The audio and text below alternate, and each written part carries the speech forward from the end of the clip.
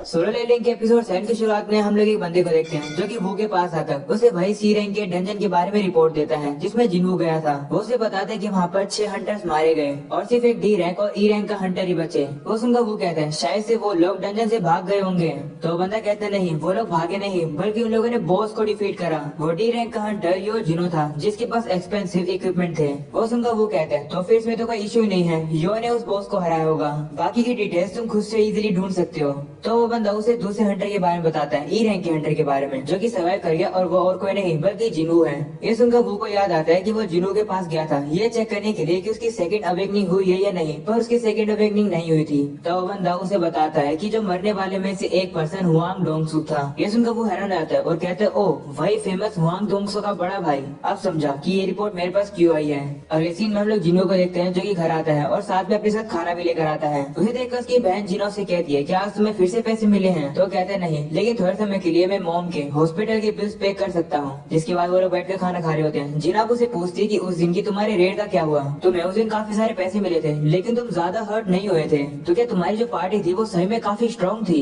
इस पर जिनको कहते हैं हाँ। वही पर बात को छुपा रहा होता है कि आखिरकार वो पार्टी कैसी थी। वहीं पर जिनको मन में कहने लगता है कि वो इजी था, जब समय आया तो मैंने बिल्कुल भी हेजिटेट नहीं करा। उन लोग को लग रहा था कि मेरे सामने टिक सकते हैं पर वो लोग गलत थे। अगर मेरा ओल्ड सेल्फ वहाँ पर होता तो डेफिनेटली भागने की कोशिश करता, लेकिन क्या लेवल अप होने की वजह से मैं काफी ज्यादा निडर बन गया हूँ। लेकिन फिर भी देखा जाए तो मैंने इंसानों को मारा है, लेकिन जो कुछ भी हो इससे फर्क नहीं पड़ता। मेरी प्रायोरिटी ये है कि मैं स्ट्रॉन्ग बनूं अपनी फैमिली के लिए और जिंदा रहूं हमेशा। अगर मैं ऐसी किसी सिचुएशन को पार कर सकता हूँ तो मैं फिर से ये करूंगा। जिन वो अब बियर पी रहा होता है तब इसके सामने एक नोटिफिकेशन आता है जिसमें लिखा होता है कि हार्मफुल सब्सटेंस। वो सुनकर जिन्हों को समझ नहीं आता है कि ये क्या है। वो वापस से बियर पीता है तो वापस से वो नोटिफिकेशन आता है। वो अब थोड़ा सा कंफ्यूज आता है और सारी बियर्स की बोतल को उठाकर अपने कमरे में चला जाता है और अब वहाँ पर बैठकर वो काफी सारी ड्रिंक पीने लगता है। लेकिन अब वो देखता है कि वो बिल्कुल भी नशे में नहीं हो रहा है। तो वो सोचता है कि क्या ये सिस्टम की कोई स्पेशल एबिलिटी है जो कि मुझे नशा नहीं होने दे रही है। वो अब चेक करते से पता चलता है कि ये तो उसको ब्लेसिंग मिली हुई है जिससे कि वो टॉक्सिक को डिसेबल कर सकता है। वो देखकर जिनको कहते हैं कि शायद से ये ब्लेसिंग मुझे डबल डंजन की रिवॉर्ड में मिली थी।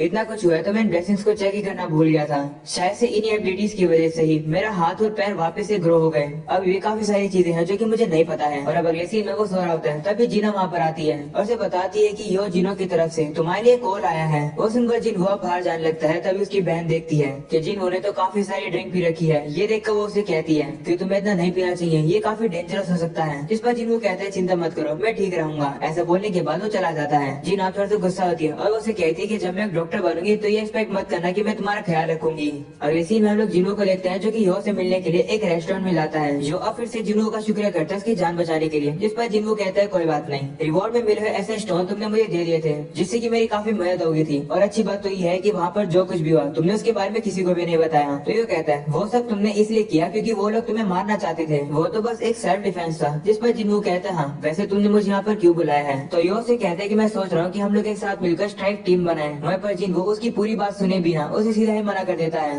और कहते हैं कि अमीर बेटे के साथ मुझे टाइम स्पेंड करना अच्छा नहीं लगता। वो वहाँ से जा रहा होता है तभी यो से कहता है कि मुझे तुम्हारी 19 रेड में जरूरत है। वो सुनकर जिन्हों से कहता है क्या तुम्हें गिल्ड मास्टर बनने की सोच रहे हो। तो यो कहता है कि ये बार बैठ के मेरी बस बात सुन लो। तो अब जिन्हों मान जाता है और वहाँ पे बैठ जाता है और कहते हैं ठीक है बताओ। तो अब यो से कहता है कि जैसे कि तुमने गेस कर लिया है मैं एक लाइसेंस गिल्ड मास्टर बनना चाहता हूँ। वैसे करने के लिए मुझे कम से कम 20 रेड्स के एक्सपीरियंस चाहिए। पिछली जो रेड मैंने करी थी वो मेरी पहली रेड थी। मेरी फैमिली की कंपनी को इनहेरिट करने के लिए मैंने सारी स्टडी कर ली है जितनी की जरूरत है। तो मैं कॉन्फिडेंट हूँ कि रिटन टेस्ट में मुझे कोई भी प्रॉब्लम नहीं आएगी। प्रॉब्लम बस प्रैक्टिकल एक्सपीरियंस में है। तो जिनको उसे कहता है कि तुम योजिन कंस्ट्रक्शन के ओनर के दूसरे बेटे हो है ना, तो फिर तुम ये सब क्यों करना चाहते हो। तो यो से कहते हैं कि मैं अपनी कंपनी के लिए ही गिल्ड मास्टर बनना चाहता हूँ। एक्चुअली में मेरे फादर एक गिल्ड बना रहे हैं। वो सुनकर जिनको मन में कहता है कि डंजन डेंजरस होती है लेकिन उसके अंदर से जो लूट मिलती है वो काफी ज्यादा कीमती होती है। योजिन कंस्ट्रक्शन बस ऐसी गिल्ड बनाना चाहती है जो कि डंजन क्लियर करेंगे और जो भी लूट होगी वो सीधा कंपनी को मिलेगी। तो ये काफी ज्यादा अच्छा एक बिजनेस का आइडिया है। तो यो उसे कहता है हाँ मेरे फादर का यही प्लान है। मेरे फादर चाहते हैं कि गिल्ड मास्टर एक एस रैंक का हंटर हो और मेरा भाई सेकंड कमांडर हो। वो सुनकर जिनू कहता है कि लेकिन कंट्री के पास तो सिर्फ 7 ही एस रैंक के हंटर हैं। तो यो कहते हैं हाँ हमारी गिल्ड के साथ एक एस रैंक का हंटर जो कि मिन ब्यूंग था वो एफिलिएटेड था लेकिन वो रिटायर हो गया है। तो अब जिनू कहते हैं क्या तुम्हारे फादर दूसरी गिल्ड से एस रैंक के हंटर छीना चाहते हैं। ये तो काफी ज्यादा बुरा आइडिया है, ऐसा करने से तो तुम अपने दुश्मन बढ़ा रहे हो। तो यो उसे कहते हैं कि जो मेरा भाई है उसकी अवेकनिंग नहीं हुई है तो वो गिल्ड मास्टर नहीं बन सकता है। इससे मैं एक्सपीरियंस पाना चाहता हूँ जिससे कि मैं ये जॉब ले सकूँ। वैसे भी अगर तुम अपनी पावर्स को छुपाते हो रेड पूरी करना चाहते हो तो तुम्हें भी मदद लगेगी और मेरे फादर भी भी कन्विंस हो जाएंगे कि मैं स्ट्रांग हूँ, कि अगर मैं एक ई रैंक के हंटर के साथ सक्सेस हुआ तो ना कि किसी हाई रैंक के हंटर के साथ। यो मन में कहता है कि जिन्वो एक बी रैंक के हंटर से भी ज्यादा स्ट्रांग है। अगर मैं किसी गलत पर्सन को चुनूंगा तो वो मेरे लिए डेंजरस है, लेकिन जिन्वो बिल्कुल परफेक्ट है। वो अब जिन्वो को एक डॉक्यूमेंट देता है और बताता है कि हम लोगों ने प्लान किया है कि हम लोग कौन सी बिल्डिंग लेंगे अपने गिल्ड के हेडक्वार्टर बनाने के लिए। वो उसे कहते हैं कि अगर तुम मेरी 19 रेट्स को पूरी करने मत करोगे तो मैं तुम्हें 30 बिलियन पैसे दूंगा। ये सुनकर जिन्वो मन में कहते हैं कि तो काफी सारा पैसा है। अगर मेरा ओल्ड सेल्फ होता तो वो इस ऑफर को एक्सेप्ट कर लेता,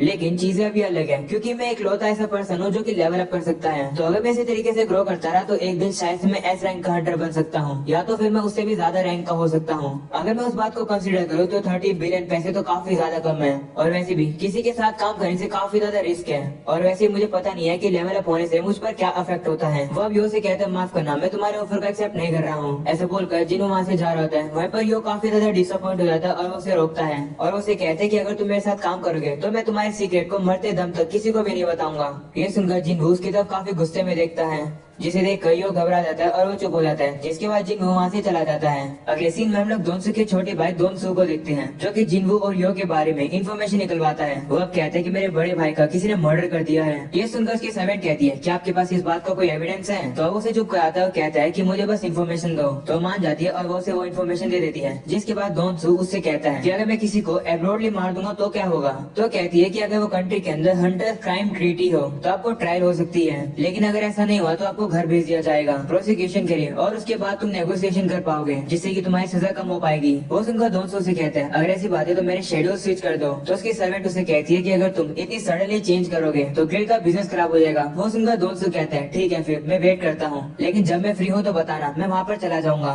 और यो और जिन्वो को मार दूंगा। तो लड़की कहती है ठीक है मैंने शेड्यूल ऐड कर दिया है। दोनसू कहता है कि मैं होप करता हूँ कि मेरे वहाँ पहुँचने से पहले वो दोनों मर ना जाएं। वो यहाँ पर जिन्वो और यो की बात कर रहा है। अगले सीन में हम लोग जिन्वो को देखते हैं जो कि रनिंग करने के लिए आया है और साथ में उसकी बहन भी आई है। वो लोग अब दौड़ना शुरू करते हैं। जिन्वो अब अपनी बहन से कहता है कि अगर तुम्हें 30 बिलियन पैसे मिल जाएंगे तो तुम उसका क्या करोगी? तो कहती है कि अगर इतने पैसे मिल जाएंगे तो मैं मॉम के इलाज के लिए लगाऊंगी और बचे हुए पैसों से अपनी कॉलेज की ट्यूशन दूंगी, और उसके बाद नहीं पता मैं क्या करूंगी। वो सुनकर जिन्वो कहते हैं ठीक है। ऐसा बोलने के बाद वो और ज्यादा तेजी से दौड़ने लगता है, जिसे देखकर जीना कहती है कि जिन्वो तो काफी ज्यादा तेज है, भले वो एक ई रैंक का हंटर हो लेकिन वो एक हंटर तो है। वहीं पर हम लोग जिन्वो को देखते हैं जो कि अपनी डेली क्वेस्ट को पूरा कर लेता है एक्सरसाइज करके। उसे अब रिवॉर्ड मिलने वाला होता है, लेकिन वो रिवॉर्ड को कैंसिल कर देता है और देखते हैं कि वो 10 किलोमीटर की जगह आज 11 किलोमीटर दौड़ गया है। बस सोचने लगता है कि गोल पूरा होने के बाद भी काउंटिंग चलती रहती है क्या? ऐसा बोलने के बाद वो पुशअप मारने लगता है और देखता है कि उसके पुशअप की जो काउंटिंग होती है वही बढ़ रही होती है। ये देखकर वो कहते हैं चलो देखते हैं कि मैं कितना ज्यादा हाई जा सकता हूँ। तभी उसकी बहन काफी थकी वहाँ पर पहुँच जाती है और कहती है फाइनली मैं तुम्हारे पास पहुँच गई। तो जिन्वो अब उसे कहते हैं कि मैं थोड़ी देर और दौड़ रहा हूँ। ऐसा बोलने के बाद वो चला जाता है। वहीं पर जिना तो हैरान हो जाती है। अगले सीन में हम लोग जिन्वो को देखते हैं जो कि 10 किलोमीटर की जगह 20 किलोमीटर दौड़ चुका है, यानी कि उसकी गोल का डबल। इसी तरीके से वो बाकी चीजों को भी डबल करता है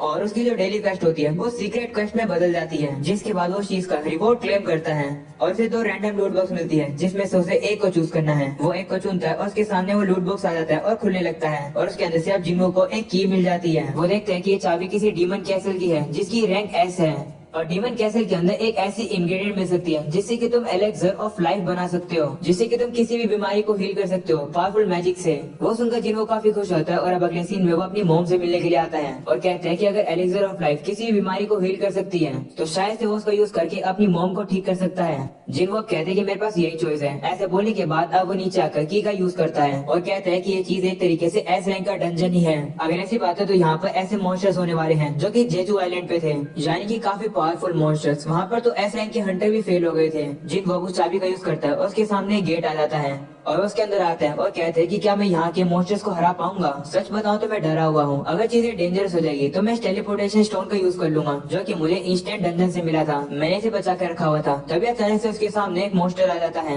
जिन्वो अब उसे लड़ने के लिए तैयार हो जाता है और कहते हैं कि अगर मैं गिव अप कर दूंगा तो मैं मारा जाऊंगा, मुझे ताकतवर होना है और ज्यादा लेवल अप होना है, इसलिए मैं यहाँ पर नहीं मरूंगा। ऐसा बोलने के बाद वो अपनी डैश एबिलिटी का यूज करके उस मॉन्स्टर के ऊपर हमला करना शुरू करता है, लेकिन अब वो नोटिस करता है कि वो उस मॉन्स्टर को ज्यादा डैमेज नहीं दे पा रहा है, जिसके बाद जिन्वो अपनी एक और स्किल को एक्टिवेट करता है जिसका नाम होता है मर्डरस इंटेंट। लेकिन अभी उस मॉन्स्टर को कुछ नहीं होता है, इसलिए वो जाकर उस मॉन्स्टर के ऊपर सीधा अपने डैगर से हमला करता है, लेकिन अभी उस मॉन्स्टर के ऊपर कोई भी फर्क नहीं पड़ रहा होता है। वो मॉन्स्टर अब जिन्वो को थोड़ा सा दूर फेंक देता है, जिसकी वजह से उसे मौका मिल जाता है जिन्वो के ऊपर अटैक करने का। वो उसके ऊपर हमला करके जिन्वो के हाथ को खा लेता है, जिसके बाद वो उसके ऊपर फिर से पैर रख देता है। इससे जिन्वो की हेल्थ काफी ज्यादा गिरने लगती है। जिन्वो अब घबरा जाता है क्योंकि उस मॉन्स्टर ने एक ही बारी में आधी से थोड़ी कम एचपी खा ली। वो मोस्ट अब वापस उसके ऊपर हमला करता है तो जिनवू जल्दी से उसके अटैक को डॉज करके साइड में हट जाता है और देखता है कि अब वो मोस्ट एक रेज नाम की स्किल का यूज करता है, जिससे कि उस मोस्ट की एबिलिटीज 3 मिनट के लिए डबल हो जाती है। वो मोस्ट अब जिन्हो के ऊपर काफी तेज से हमला करता है। जिन्हो को तो मौका भी नहीं मिलता है उस अटैक को डॉज करने का। वो अब काफी जोर से आकर पीछे गिरता है और जो उसकी हेल्थ होती है वो भी आधी से कम हो जाती है और अब वो मोस्ट उसके ऊपर वापस से हमला करने के लिए आ जाता है। जिन्हो के पास अब कोई भी चॉइस नहीं होती है, उसे टोटल रिकवरी यूज करनी पड़ती है, जिसकी वजह से पूरी तरीके से हील हो जाता है। उसका हाथ भी वापस आ जाता है और अब सीधा जाकर उस मोस्टर की आंखों के ऊपर हमला करता है और देखता है कि ये चीज काम कर रही है। तभी वो मोस्टर उसे पीछे फेंक देता है और वो मोस्टर फिर से जिन्हो के ऊपर काफी तेजी से हमला कर देता है।